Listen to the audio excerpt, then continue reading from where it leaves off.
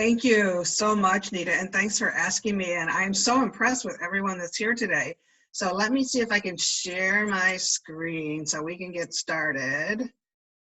All right. So today we're going to be talking about making powerful introductions and actually becoming a powerful, wonderful connector. And when I first started doing this, I thought, well, I guess we should take a look at why is this even important? And if you think about making introductions or anything that you do that adds to your value to the rest of the people in your network, it's a great thing. And we've all heard the word or the phrase social capital bandied around. And I kind of envision that like a big piggy bank that you drop coins into. And at some point, the piggy bank gets full, and then you can open it or crack it or break it open, whichever you would do. And then you can take your pennies out, take them to the ice cream store and get that wonderful, tasty ice cream cone that you've been just waiting for. That's how I envision what social capital is like, because you're putting pennies into that bank, and then at some point you can open it and ask for something in return because you have gain so much value. And also I think of you as being then the center of the universe, and what's bad about that? So I think that making introductions is one of the best ways to earn value, because one thing that you do is that you take a scary situation and think about when you walk in to meet someone that you've never met before, or even walk into a networking event. It's kind of, for me, it's a little off-putting or scary or whatever word you want to use, because all of the voices inside my head, at least, are saying, what are they thinking of me? You know, what if I make a mistake? All those things that doubt me. When someone else takes me in hand and says, hey, I have someone to introduce you to, that makes it so much easier. So think about all the people that you're making feel a lot more comfortable and taking a lot of fear away. Today we're going to talk about 3 different settings, and each one of those would be a little bit different in the way that you do the introduction. So the 3 are, let's pretend that you have met someone and you have someone in your network that you would really love to introduce to them. And so you're going to gather in some way. In the old days before COVID, it used to be you would jump together and maybe meet at Panera for the 3 of you for a cup of coffee. Now today is that you're going to be jumping on a Zoom call together. So that's one setting. The second setting is when you're at that huge networking event and you've met someone and now you want to introduce them to someone else at the networking event. And then the third one is a little bit different, and that's where you're actually making a written or email introduction through some messaging, whether it's maybe LinkedIn, maybe it's regular email or instant messaging, whatever way it is, you're using that method to introduce people. So let's talk about the first one, introducing 2 people. And I'm going to talk the dialogue, and it's not written on the screen. If you would like to have a transcript of the 3 conversations that I will talk about today, feel free to let me know either via the chat, or you can send me an email, and my email will be on the last slide saying that you would like the transcript. So in this situation, you have met someone and you just are so delighted with the meeting because you know that you have at least one person that you want to introduce them to. The conversation would sound something like this. So you're meeting, it's either that Zoom call or you're at the table. You are now the host of the event or the leader of the meeting. And so you have to then act like that. And so you would welcome everyone to the table by saying, let's pretend it's Anne and Julie that you're introducing. So Anne and Julie, I am so excited that we are able to get together so I can introduce the 2 of you. And then you would continue on by saying, starting with the first one and saying, Julie, I wanted to introduce you to Anne because she's a medical billing specialist, and she has been working with dentists in the area for about 10 years. She also is a member of the board for the Dental Society, and in her spare time, she likes to work in her garden. And then I would go on with, I would say, and I would like to introduce you to Julie. She is a consultant for dental offices and has been for a decade also. She works in our area, but also she works with clients nationwide. And I know that you've been wanting to think about expanding to the area that you serve. So I thought that she would be a great person for you to chat with about that. Interestingly, you both have gardening in common because she likes to get her fingers dirty out there too. And then finally, I would say, Sally, I'm sure you, Jane and Sally, Julie and Ann, I'm sure you have a lot to talk about, but why don't we start with that thing that you have in common, gardening. Julie, what are you planting in your garden today or this weekend? So you can see how that conversation went, and there's actually a pattern that goes with it. So first, I'm going to welcome the two people to the event. The second thing I'm going to do is introduce and describe one person to the other. And then I am going to describe the second person. And then finally, I'm going to suggest a starting point for the conversation or the chat.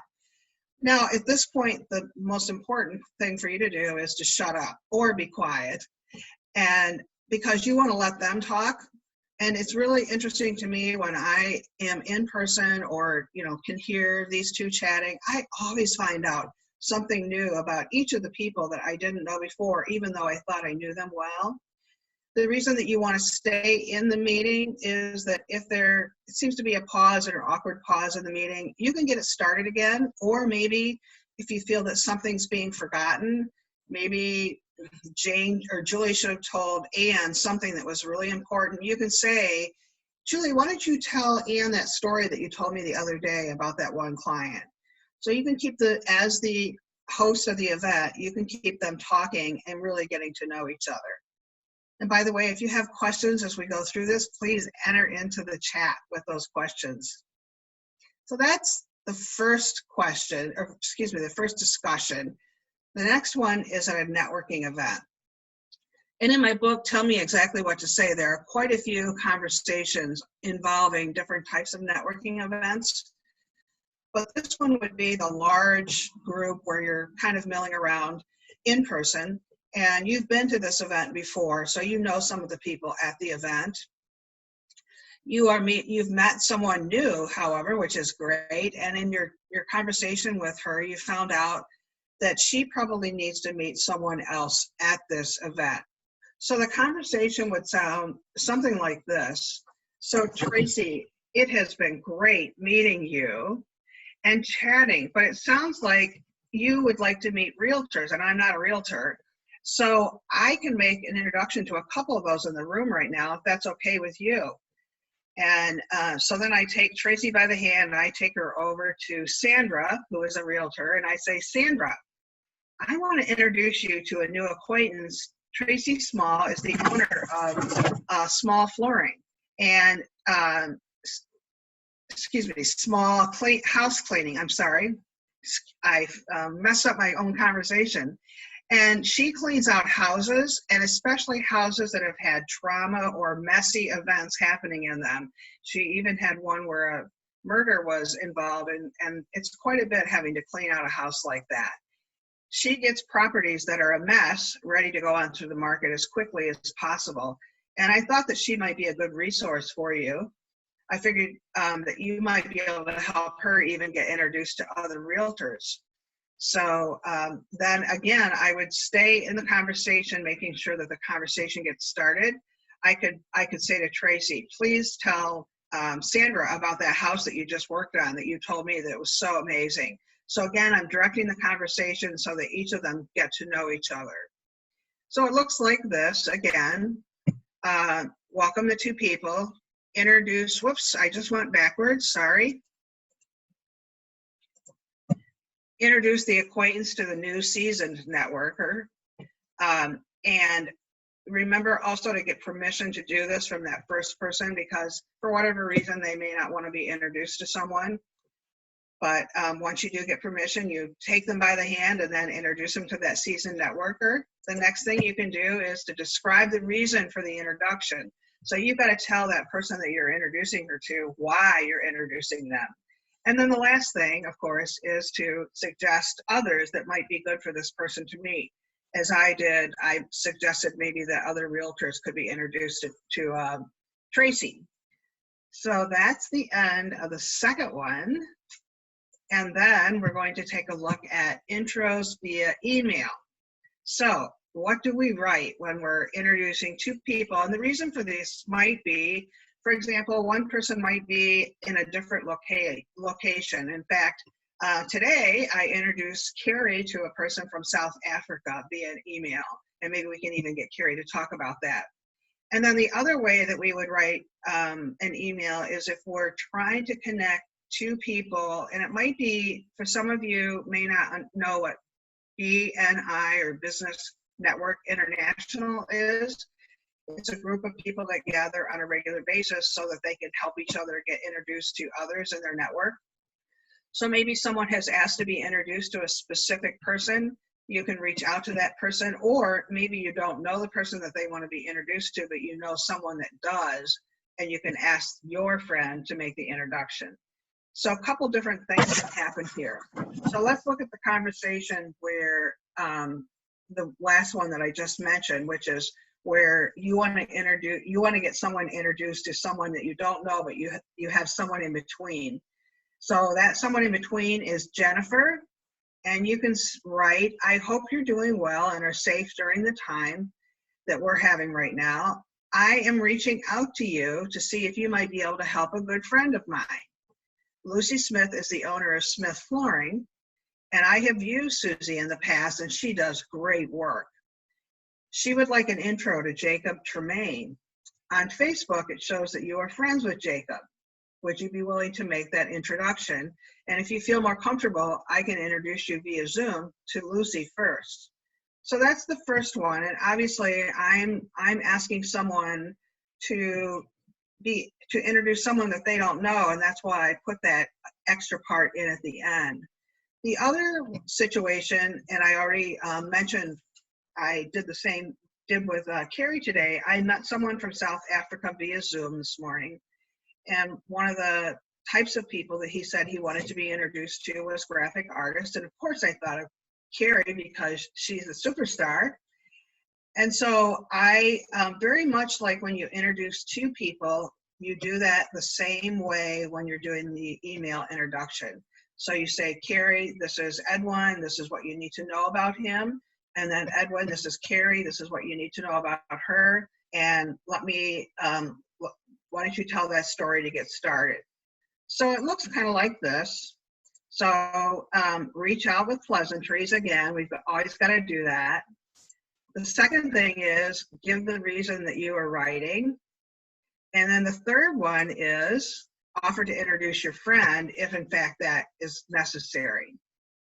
So those are the three conversations that I would like us to think about. And at this point, what was going to happen was I was going to put us into a breakout room, and but we don't have that feature on the Zoom that we're using today. So what I would like is I'm going to call on one person that doesn't know I'm going to do this.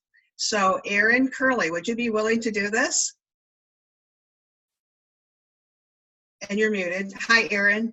Hi. So Erin, would you be willing to introduce someone that's on this call to another person on this call using one of the methods that I talked about? And I know I'm putting you on the spot. Maybe I should ask for a volunteer first. I can, although I don't know that I know too many people on the call. So well, you know a couple people. I do know a couple people. I think I met Carrie. Okay. She looks a little familiar. I believe I met at your book training. So who would you like to introduce Carrie to? Okay, let's introduce Carrie to, I'll pick Christina. So. Christina? Yep. Okay. So is this a verbal one where you would be meeting for coffee, or is this an email, or what type of introduction is it? let's call it setting number one, and a person to person. Okay. So, All right. So let's hear it. okay. So, hi everyone, welcome. I'm so glad you could meet me here for coffee. This is a great little spot.